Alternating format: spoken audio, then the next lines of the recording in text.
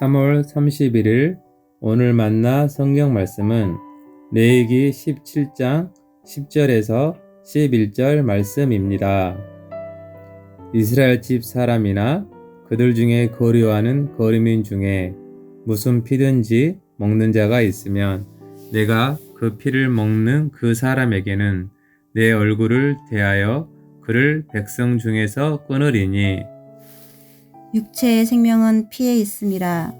내가 이 피를 너희에게 주어 제단에 뿌려 너희의 생명을 위하여 속죄하게 하였나니 생명이 피에 있으므로 피가 죄를 속하느니라. 아멘. 오늘 만나로 만나주시는 하나님을 기대합니다. 오늘 우리가 함께 읽은 레위기 17장에는 어떤 피도 먹지 말라 말씀하시는 하나님의 명령이 담겨 있습니다.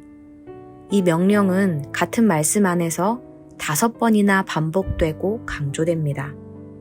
그만큼 하나님께서는 이 명령을 중요하게 여기셨습니다.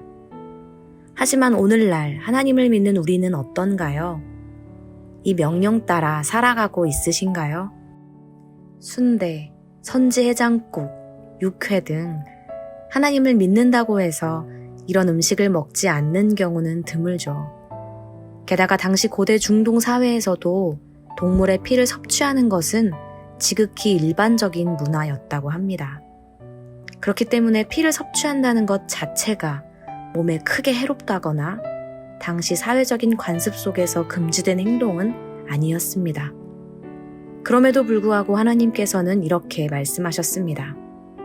내가 이스라엘 자손에게 이르기를 너희는 어떤 육체의 피든지 먹지 말라 하였나니 모든 육체의 생명은 그것의 피인즉 그 피를 먹는 모든 자는 끊어지리라. 하나님께서는 피를 먹는 자는 끊어지리라 말씀하셨습니다. 심지어 이스라엘 자손들뿐 아니라 이스라엘 중에 거류하는 거류민도 이방인에게도 피를 먹지 말라 명령하셨습니다. 피를 먹지 말아야 하는 이유는 11절 말씀에 기록되어 있습니다. 육체의 생명은 피에 있음이라. 생명이 피에 있으므로 피가 죄를 속하느니라. 육체의 생명이 피에 있기 때문에 피는 죄를 속하는 일에만 사용되어야 하기에 먹지 말라는 것입니다. 그렇기에 피를 먹는다는 것은 건강을 위해서나 그 시대의 문화적인 금기 사항이 아니라 모든 생사를 주관하시는 하나님의 권위를 업신여기는 행위였습니다. 하나님이 주신 명령에는 하나님의 마음이 담겨 있습니다. 그렇기에 그 명령과 법을 지킨다고 해서 정결해지고 거룩해지는 것이 아니라 그 명령 안에 담긴 하나님의 마음을 깨닫고 발견할 때에 정결함으로 나아갈 수 있게 됩니다.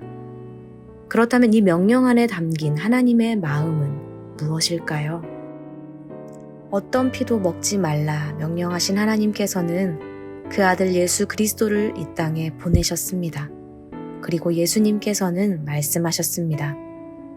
인자의 살을 먹지 아니하고 인자의 피를 마시지 아니하면 너희 속에 생명이 없느니라. 내 살을 먹고 내 피를 마시는 자는 내 안에 거하고 나도 그의 안에 거하나니 살아계신 아버지께서 나를 보내심에 내가 아버지로 말미암아 사는 것 같이 나를 먹는 그 사람도 나로 말미암아 살리라. 하나님께서는 온 세상을 위해 그 아들의 생명과도 같은 피를 흘리게 하셨습니다. 그리고 이제는 그 피를 기념하고 기억하고 마시는 자만이 살 수 있다 말씀하십니다. 그때나 지금이나 하나님을 믿는 자들, 예수 그리스도를 구주로 고백하는 우리들에게는 하나님의 말씀이, 하나님의 명령이 놓여 있습니다. 그러나 그 명령에는 생명의 주인이 오직 하나님이심을 알기 원하시는 하나님의 마음이 담겨 있습니다. 피에 특별한 생명력이 있어서 먹지 말아야 하는 것이 아니라 십자가가 부적의 역할을 하는 것이 아니라 피를 볼 때, 십자가를 바라볼 때마다 생명의 주인을 떠올리고 그분을 의지하며 살아가라는 하나님의 마음이 담겨 있습니다. 생명의 주인이신 하나님의 마음을 헤아려 보며 우리가 하지 말아야 할 것과 해야 할 것들이 무엇인지 분별하는 하루가 되시기를 소망합니다. 기도하겠습니다. 생명의 주인이신 하나님, 예수 그리스도의 피를 통해 우리의 죄를 사하여 주시고 하나님 앞으로 나아갈 수 있는 길을 열어주심에 감사드립니다.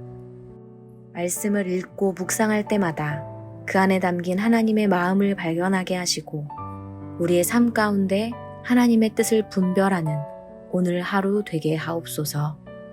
길이요 진리요 생명이신 예수 그리스도의 이름으로 기도하옵나이다. 아멘.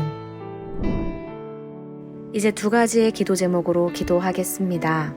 첫째로 말씀을 묵상할 때에 하나님의 마음과 뜻을 발견하고 분별하는 지혜와 은혜를 주옵소서.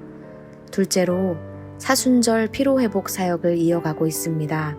우리 교회 공동체가 예수 그리스도의 십자가 사랑으로 말미암아 생명을 살리는 일에 한마음 되어 섬기게 하옵소서. 이 제목으로 기도하신 후에 개인 기도 하시겠습니다.